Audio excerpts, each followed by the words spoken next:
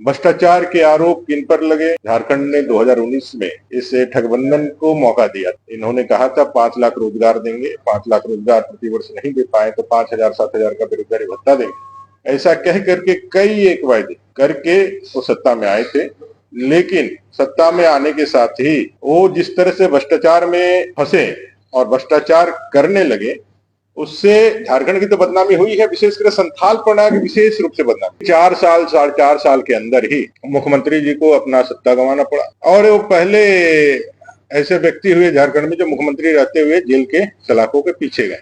आलमगीर आलम साहब का भी किस तरह से उनके पीए के चाकर घर से 35 करोड़ रुपए का बरामदगी हुआ। आज जाकर के देखिए जनजातीय समाज के लोग 2-5-10 घर रह गए हैं, बाकी सारा जो घर है वो सारा घर किनके रह गए? बांग्लादेशी घुसपैठिया इधर घुस रहा है, विशेषकर मुस्लिम घुसपैठिए। कहीं जमाई कॉलोनी बन रहा है तो कहीं पोहना कॉलोनी बन रहा है तो कहीं कहीं क्या बन जा रहा है। जब संथाल पन्ना टेनेंसी एक्ट लागू है, नॉन सेलेबल जमीन है, तो किस जमीन पे नई नई कॉलोनियां बस रही है? सभी को जोहार। आज की इस वार्ता में अपने इलेक्ट्रॉनिक और प्रिंट मीडिया के साथियों, आप सबको मालूम है कि देश के लोकसभा के आम चुनाव का आखिरी चरण 7वां चरण 1 जून को होना है और इस 7वें चरण में देश के 1 अरब 40 करोड़ जनता के नेतृत्व प्रतिनिधित्व के लिए देश अपना प्रधानमंत्री चुनने वाला है। झारखंड के अंदर भी 3 लोकसभा, साहेबगंज, राजमहल, गोड्डा और दुमका, ये 3 लोकसभा का चुनाव संपन्न होना है। भारतीय जनता पार्टी नरेंद्र भाई मोदी जी के नेतृत्व में विश्व के सर्वाधिक लोकप्रिय नेता और अपने 1 अरब 40 करोड़ जनता के लाडले प्रधानमंत्री तीसरी बार देश के प्रधान सेवक बनने के लिए अब की बार 400 के पार के नारे के साथ मैदान उतरी थी एनडीए गठबंधन। और झारखंड में भी हम लोगों ने एनडीए के गठबंधन में 14 की 14 सीटें जीतने के संकल्प के साथ मैदान में उतरे।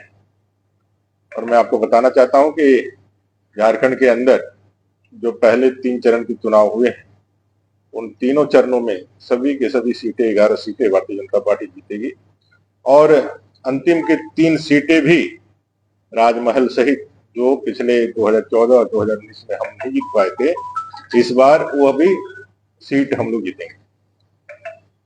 यह संथाल प्रगना विशेष रूप से अभी जिस बात को लेकर के चर्चा में है, वो चर्चा है जो प्रधानमंत्री जी लगातार बार बार जो विषय को देश के समक्ष एक रख रहे हैं, एक मुद्दा बना रहे हैं और जनता भी उसको एक्सेप्ट कर रही है। वो मुद्दा है भ्रष्टाचार, वो मुद्दा है तुष्टीकरण का, वो मुद्दा है वंशवाद का। और ये तीनों ही बातें संथाल प्रगना में, झारखंड में तो ही है लेकिन संथाल प्रगना में विशेष रूप से हमें एकदम सामने देखने को मिलता है। भ्रष्टाचार के आरोप किन पर लगे? झारखंड ने 2019 में इस ठगबंधन को मौका दिया था। इन्होंने कहा था 5 लाख रोजगार देंगे, 5 लाख रोजगार प्रतिवर्ष नहीं दे पाए तो 5,000 7,000 का बेरोजगारी भत्ता देंगे। ऐसा कह करके कई एक वायदे करके वो सत्ता में आए थे, लेकिन सत्ता में आने के साथ ही वो जिस तरह से भ्रष्टाचार में फंसे और भ्रष्टाचार करने लगे, उससे झारखंड की तो बदनामी हुई है, विशेषकर संथाल प्रणाली की विशेष रूप से बदनामी। जिस राजमहल लोकसभा में हम बात कर रहे हैं, इस राजमहल में ही एक विधानसभा बरहेट है और एक विधानसभा पाकुड़ है। और ये राजमहल के लिए एक अवसर था, संथाल प्रगना के लिए एक अवसर था कि यहाँ का कोई व्यक्ति झारखंड का मुख्यमंत्री बने। वो व्यक्ति यहाँ का नहीं है लेकिन झारखंड का मुख्यमंत्री, तो विधायक है तो झारखंड का मुख्यमंत्री। यहाँ का एक व्यक्ति जो कांग्रेस विधायक दल का नेता था और बड़ा कंपोनेंट है इस सरकार का, वो एक कैबिनेट मंत्री के, एक वरिष्ठ मंत्री के रूप में वहां निर्वाचित हुए थे, वहां चुने गए थे। लेकिन 4 साल के अंदर ही मुख्यमंत्री जी को अपना सत्ता गंवाना पड़ा और वो पहले ऐसे व्यक्ति हुए झारखंड में जो मुख्यमंत्री रहते हुए जेल के सलाखों के पीछे गए। और साथ साथ आप देखे होंगे आलमगीर आलम साहब का भी किस तरह से उनके पीए के चाकर घर से 35 करोड़ रुपए का बरामदगी हुआ। ये राजमहल सीट को, ये राजमहल की जनता को, या फिर इस संथाल परगना को जिस तरह से उन लोगों ने बदनाम किया है, जिस तरह से यहाँ की जनता को या यहाँ के जनादेश को कलंकित किया है, इसका जवाब इस चुनाव में इस पूरे क्षेत्र की जनता दी।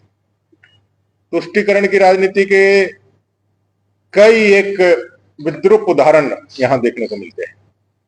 चांद भैरव, तिलका मांझी, सिद्धू कान्हू, फूलो झानो, एक हूल आंदोलन के प्रणेता, जिन्होंने अंग्रेजों के समय भी कभी गुलामी को अपने ऊपर और बाहरी आक्रमणकारियों को अपने ऊपर हावी नहीं होने दिया। अपने संस्कृति, अपने भूमि, अपने जल जंगल की जमीन की रक्षा के लिए अपना सर्वस्व निछावर कर दिया। और देश के इतिहास में इतना बड़ा जनजातीय विद्रोह और इतना बड़ा जनजातीय नरसंहार दमन करने के लिए, उस आंदोलन को दबाने के लिए कोई दूसरा हमको उदाहरण में नहीं मिलता है।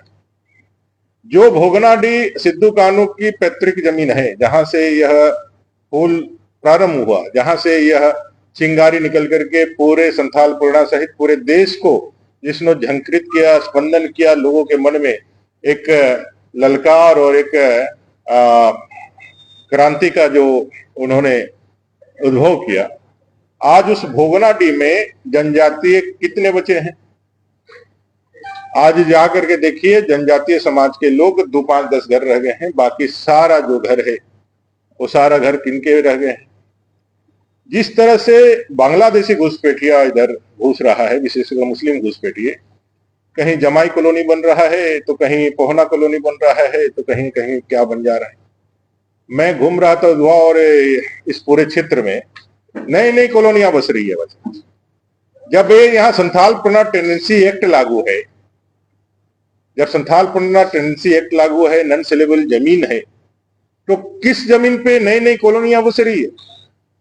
कौन लोग जाके बस रहे हैं? आप जाकर के देखेंगे तो सारे मुस्लिम आबादी उधर बढ़ रही है।